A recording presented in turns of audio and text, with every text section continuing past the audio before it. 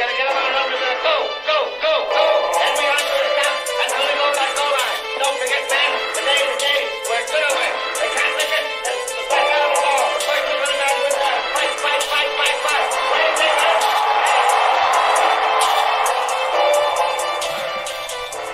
Hello, Irish fans, and welcome to Onward to Victory, a Notre Dame football podcast. As always, I am your host, Alex Painter. Thank you so much for just a little bit of your time today, wherever it is you may be listening from. And I guess that could truly be from anywhere, since the show's inception nearly a year ago this month actually. We have had listeners check in from 40 states and 16 different international countries. So I suppose that's the kind of success that can be lent to the beauty of the internet, as well as the unifying effect of Our Lady Notre Dame's football squad.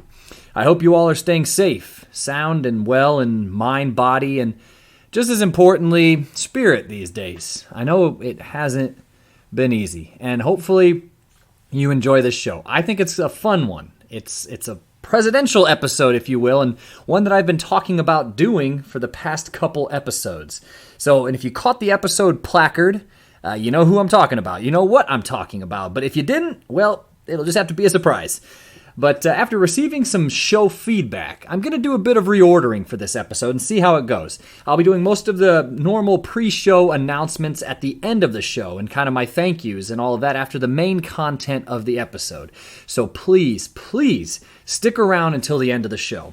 And I'll talk about all the ways you can follow and support the show, including becoming a consensus All-American, that super special sect of listener who support the show monetarily and keep it all advertisement free.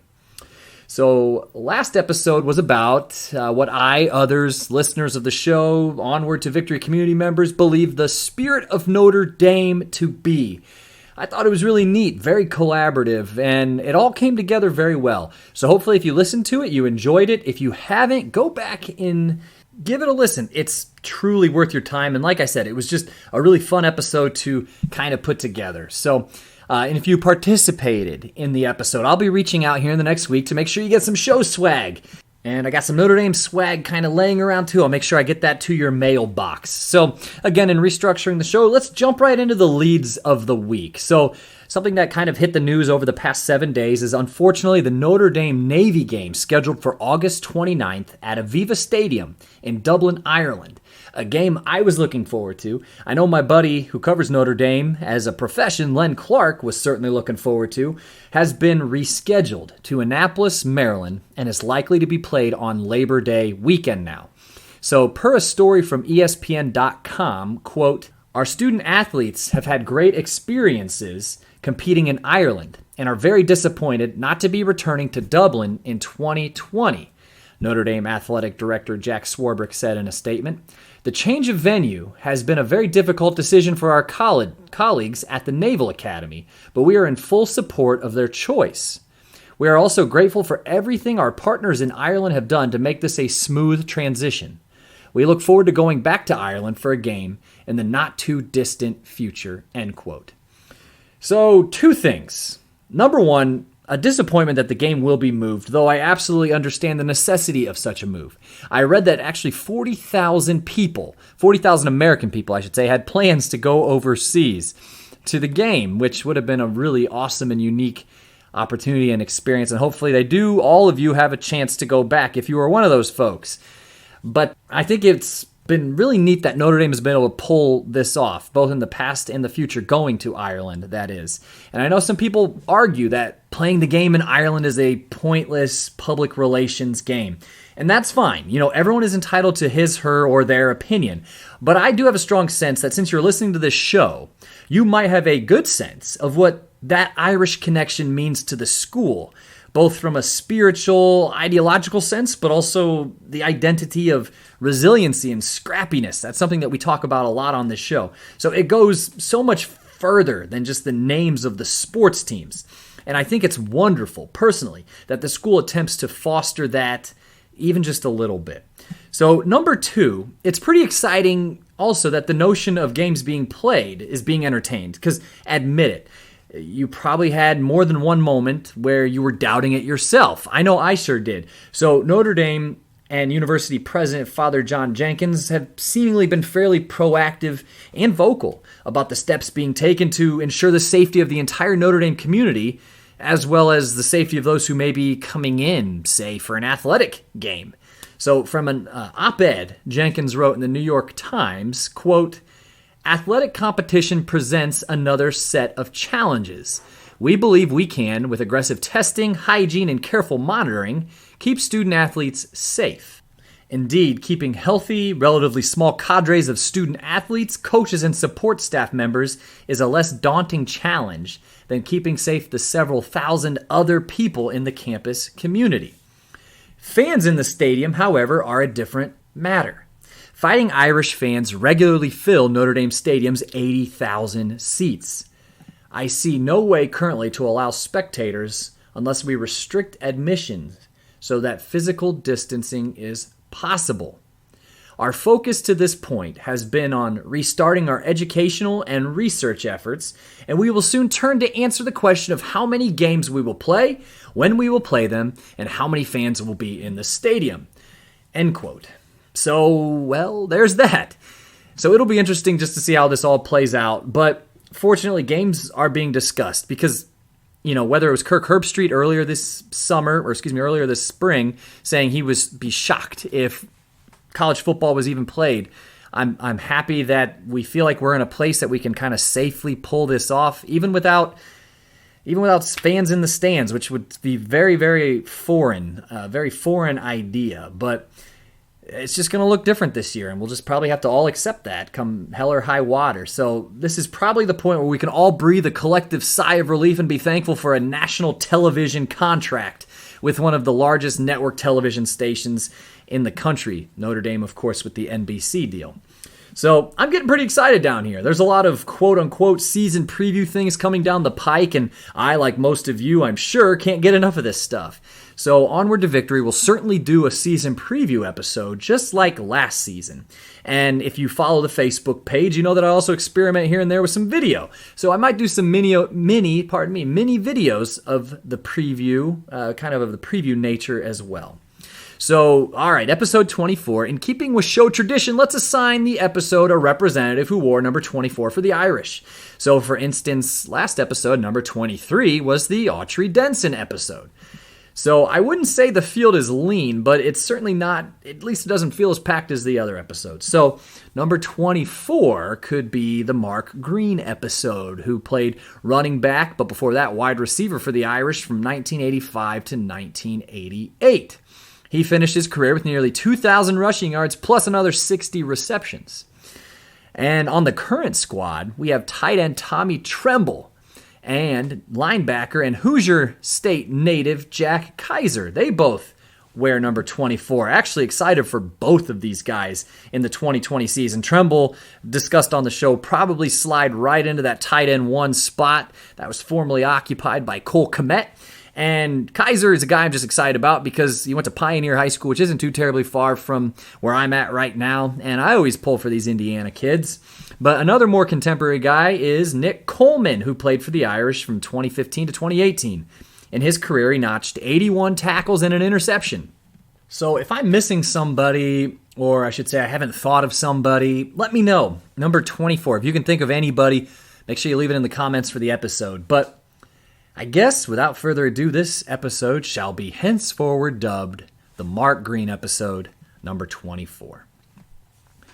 And for this episode, we're going to talk about one of my absolute favorite historical figures, as well as United States presidents, and his deep, intimate connection to the University of Notre Dame, as well as even the football team. That man is John Fitzgerald Kennedy. Why is he one of my favorites? Well, for one, he's the only Catholic president in our country's history, a fact that I'm sure many of you, perhaps even most of you, are aware of. Now, as I've shared on the show before, I am a Catholic myself, and I hail from a large Fort Wayne-based Catholic family, so that certainly resonates. But in 1956, he wrote a book called Profiles in Courage, ghostwritten with Edward Sorensen. But the book essentially covered United States senators who may have defied the opinions across United States history of their party and sometimes even their constituents to do what they felt was right and suffered severe criticism and losses in popularity because of their actions. Though this was the case, Kennedy focuses on the fact that in hindsight, these folks were correct in their actions.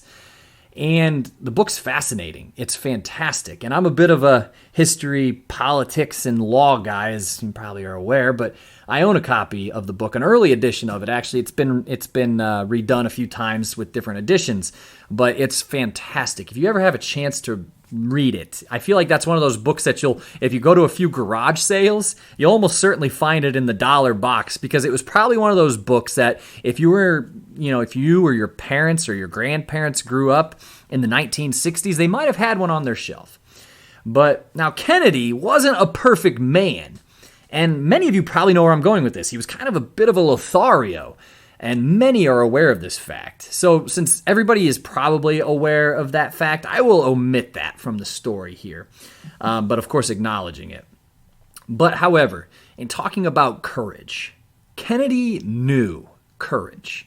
He's often criticized because he was criticized because he grew up in an extremely wealthy, privileged, even seemingly white-gloved, almost aristocratic family and background.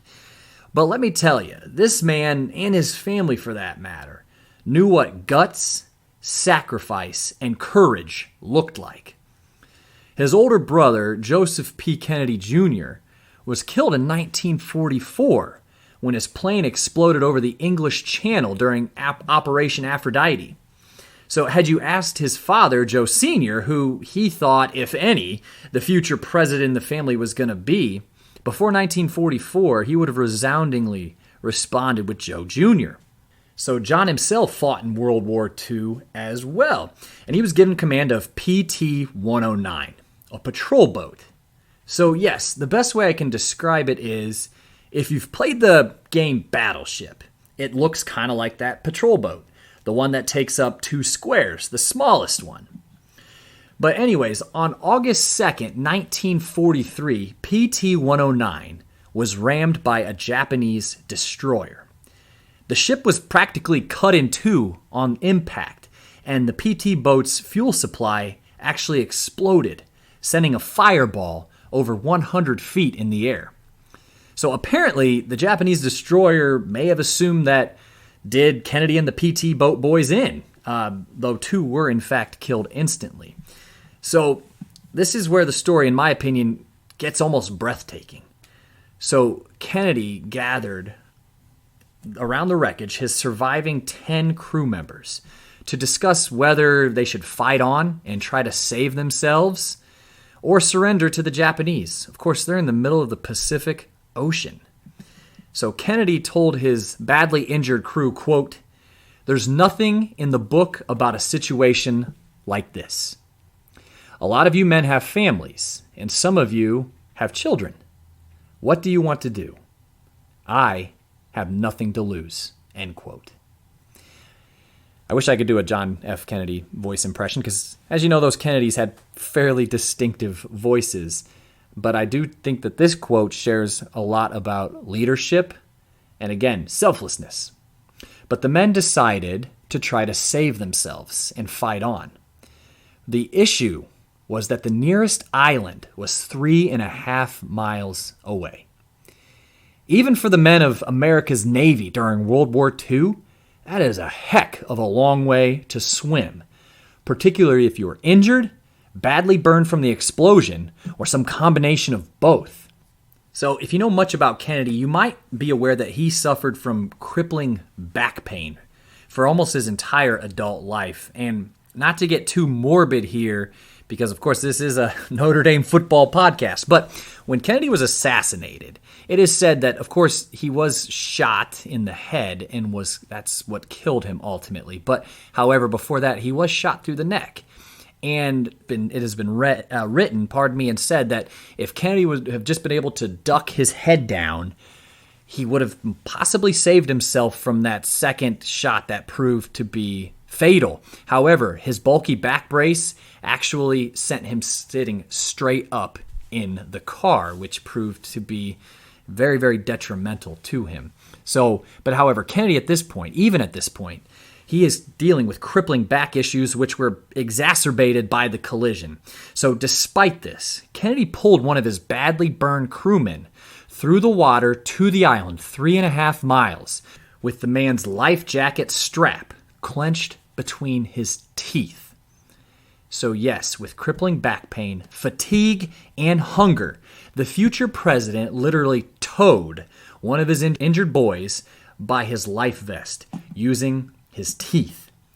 And if you can even believe it, 2 days later, Kennedy and the men continued to swim to a different island. Kennedy again towed a crewmate by his life vest, using his teeth. They continued swimming through the shark-infested waters in search of food and supplies for 6 whole days. And when they were finally rescued, before they were finally rescued by another PT boat. So after the ordeal, Kennedy took an entire month to recover in a field hospital. So after World War II ended, Kennedy's career, political career anyways, kind of officially began. So what's the deal with Kennedy and Notre Dame? What and where is the connection? Well, here's one for you. Kennedy and university president, Father Ted Hesburgh, always maintained a fairly close relationship. They wouldn't probably be considered friends, but certainly very, very strong colleagues, and also very ideologically kind of cut from a very similar cloth. Obviously spiritually as well. They were both Catholic. But a big help on this front is that they were almost the exact same age. Father Ted was actually a mere 4 days older than Kennedy. They were both born in May of 1917. So in 1950, like William Tecumseh Sherman had 85 years earlier, which was talked about in a completely different episode, Kennedy was invited to give the commencement speech to the new graduates of the University of Notre Dame. He opened the speech with, quote, "This is a happy day in my life. I am deeply honored in being admitted to the ranks of the men of Notre Dame." Just as a quick note, this is a couple decades before women were admitted to the school. "I have cheered for old Notre Dame for most of my life, and so you can understand my feelings as I come for the first time to this great university dedicated to Our Lady of the Lake." He ended the speech with a quote from fellow Massachusetts man Daniel Webster, one that I'm super fond of, quote, "Let us develop the resources of our land, call forth its powers, build up its institutions, and promote all its great interests, and see whether we also in our day and generation may not perform something worthy to be remembered." End quote. So at that time, when he gave that speech, Kennedy was serving as a member of the House of Representatives. In 1956, Kennedy was in the stands, sitting in the row behind Father Ted to witness the Notre Dame Michigan State game on October 20th. So also in their group, and there's a really neat photograph that you can find fairly easy in the Notre Dame archives or a simple Google search. But again, also in the group was American political dynamo Adlai Stevenson. Unfortunately, the Irish were in the midst of a 2-8 football season. They were coached by Terry Brennan. And that particular day, they would absolutely get waxed by the Spartans, 47-14. So what's the silver lining here? Well, the future president had an opportunity to see the 1956 Heisman Trophy winner up close and personal. That was none other than the golden boy himself, Paul Hornung. So in 1957, so 7 years after delivering that commencement speech, 5 years after Father Ted had taken over the presidency of the college, and 1 year after being in the stands for the Michigan State game, Kennedy was now a United States Senator from Massachusetts, and he was awarded the university's Patriot of the Year award. So for almost the university's entire existence, they had celebrated the birthday of George Washington around campus with dramatic plays, musical concerts, the works. So in 1954, they decided to begin awarding, the students did, the Patriot of the Year to correspond with the event. So what was really cool about this award in particular was that the senior class would actually vote to determine the recipient. So another reason and another way that seniors were honored on the campus of Notre Dame. They had the opportunity to vote for the Patriot of the Year. So comedian and philanthropist Bob Hope, General William Westmoreland, astronaut John Glenn were some of the very early winners. So in 1957, the winner was none other than John F. Kennedy. And he came back to campus to graciously accept the award. And he began his acceptance speech with, quote, "It is a great pleasure and high privilege to be here with you this evening. The honor you have bestowed upon me touches me more deeply than I can say. I am not sure that my selection by the senior class is evidence of outstanding judgment and wisdom the university has tried to instill in them in 4 years.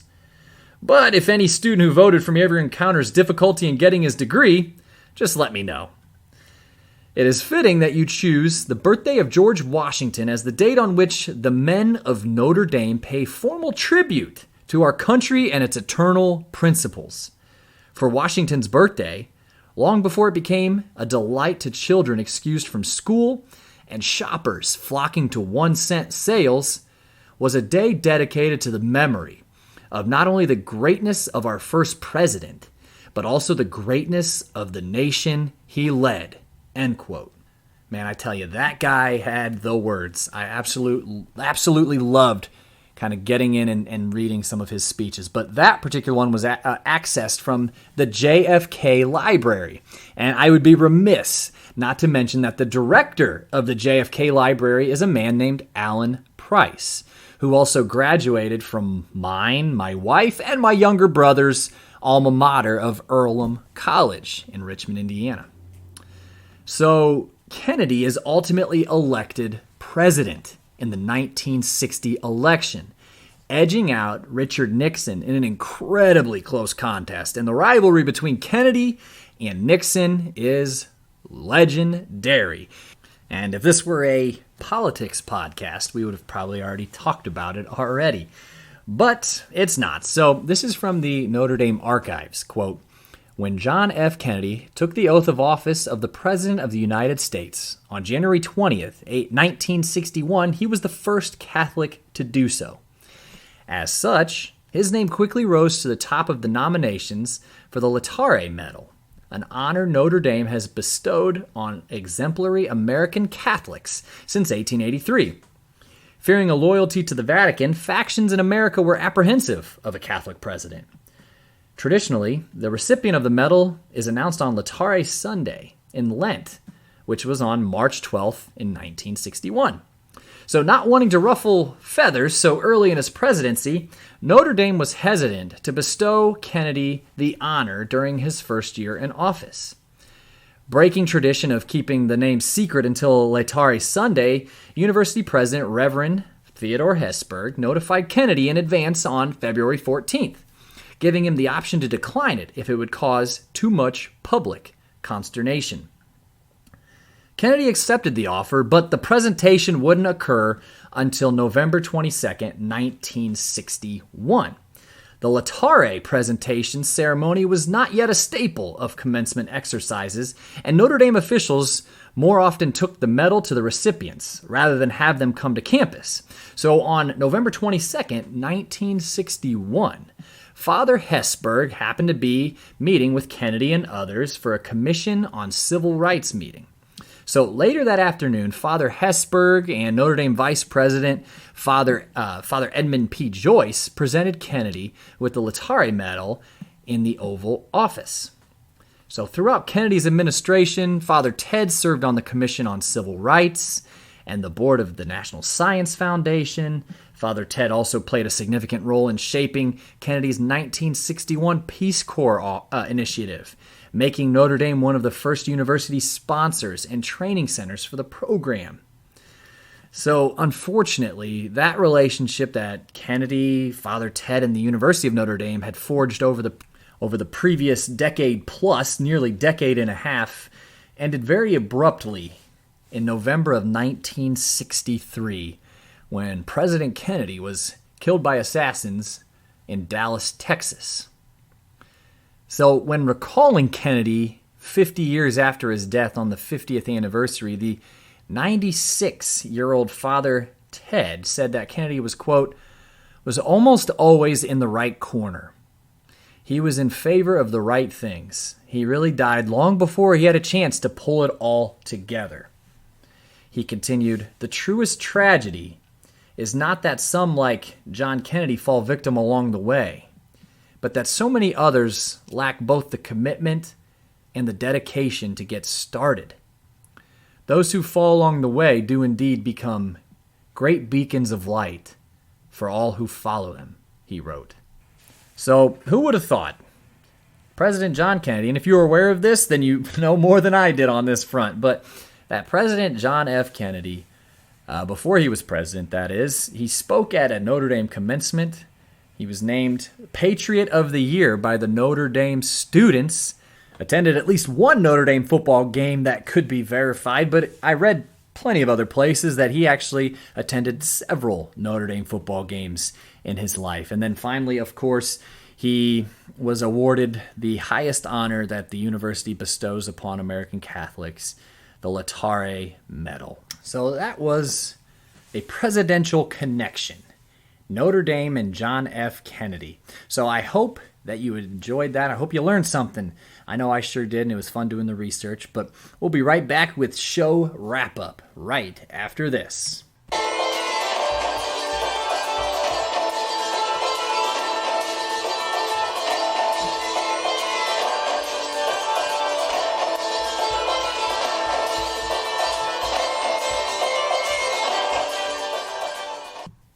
All right. It's just funny sometimes. So I really like John F. Kennedy, and I admitted to that before we started that whole endeavor, and I'm not afraid to admit it. He's one of my favorite presidents. However, since I started this podcast nearly a year ago, I've been thinking, like, what would be really neat is if we could somehow tie John F. Kennedy back to the University of Notre Dame.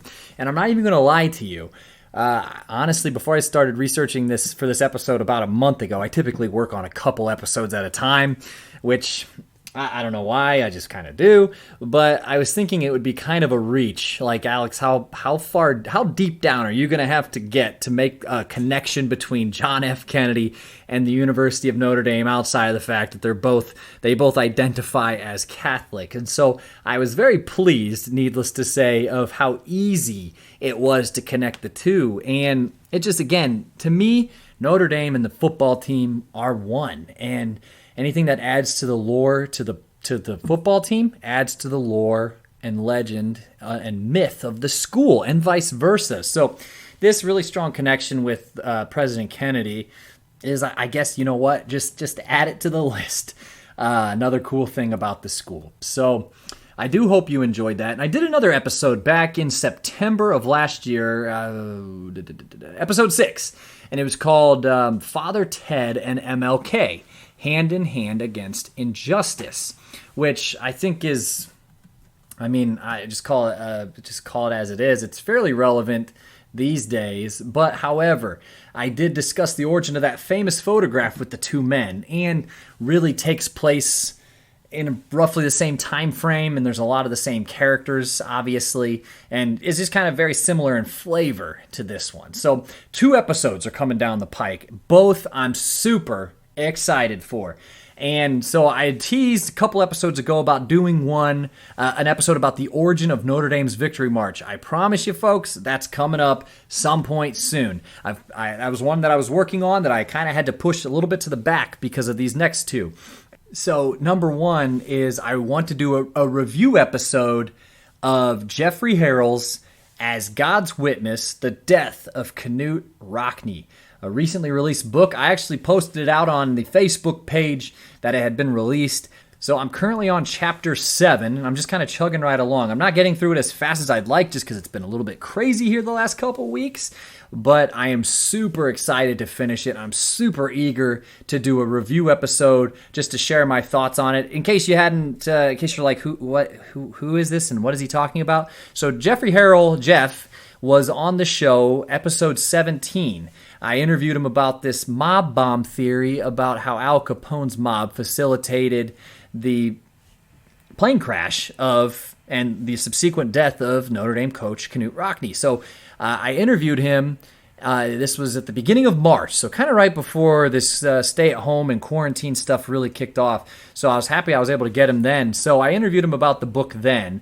And then back in, I believe, October of last year, I did a whole episode, a true crime episode, where I kind of used Jeff's earlier work pretty heavily to talk about this mob bomb theory. So now the book has been officially released. It's out there. Like I said, I'm on chapter 7. It's fantastic. It reads so just smooth and easy. But I'll save my thoughts for the review episode. But the next episode, another episode I should say that's coming down the pike, is we have here in Richmond, Indiana, a kicker at the local high school. His name's Gage Puterball, and he is being recruited by Notre Dame.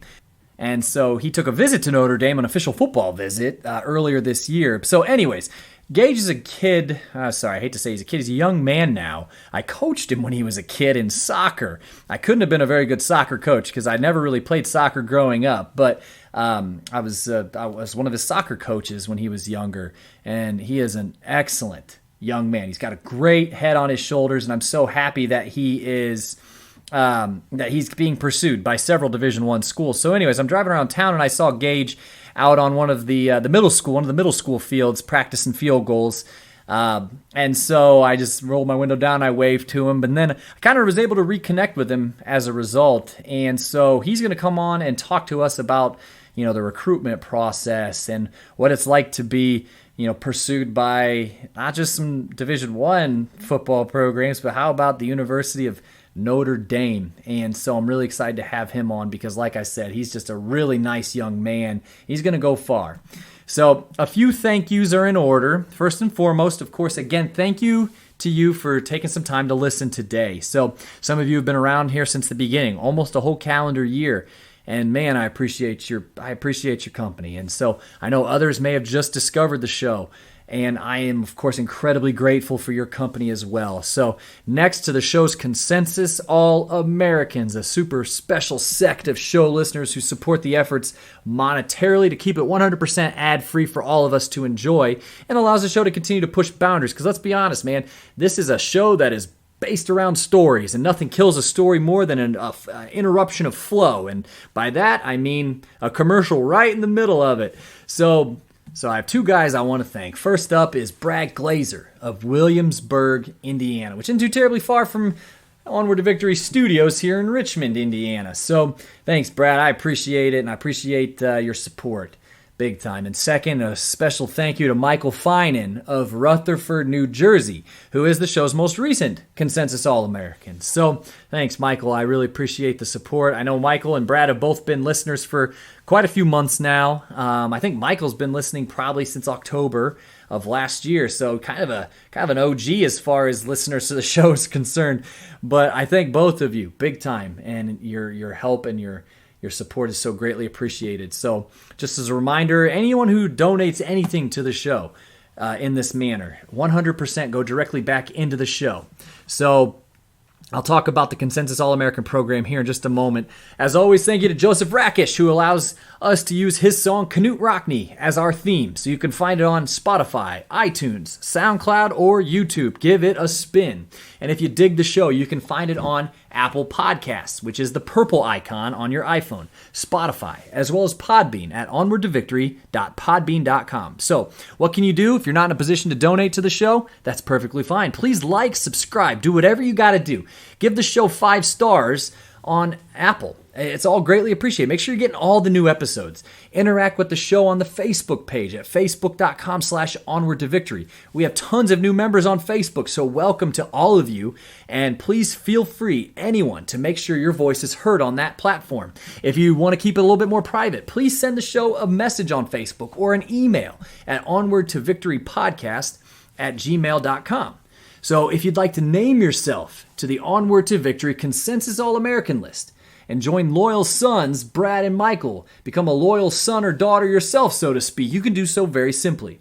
A $10 donation to the show will sponsor a couple episodes and get your name called out as a Consensus All-American over the air. So one-time donations, head over to paypal.me/onward Onward to Victory. Or if you want to donate a certain amount per month, any denomination is appreciated. Patreon.com/Onward to Victory podcast.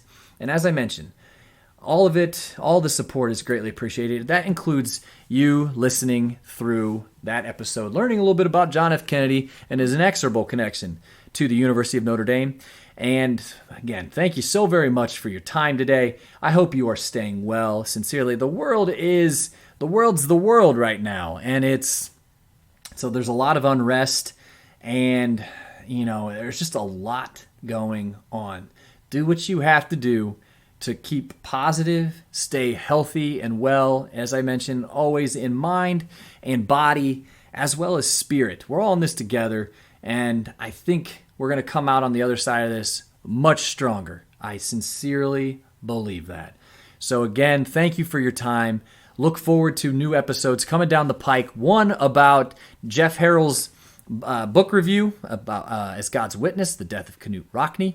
And then the other with an interview with a local guy, Gage Pewterball, who's being currently recruited by Notre Dame to kick for him. So really exciting stuff. But I reckon it's time for me to sign off. This has been Onward to Victory, a Notre Dame football podcast. And as always, in kindness, until there is nobody left to listen, I am your host, Alex Painter. And as always, go Irish.